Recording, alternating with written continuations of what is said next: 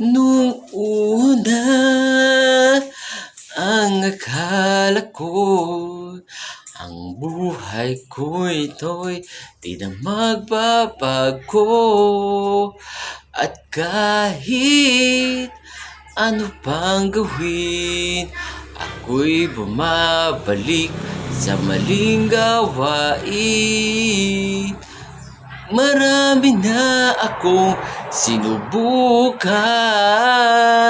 kung sino-sino nilapitan, na halos ako'y sumuko na.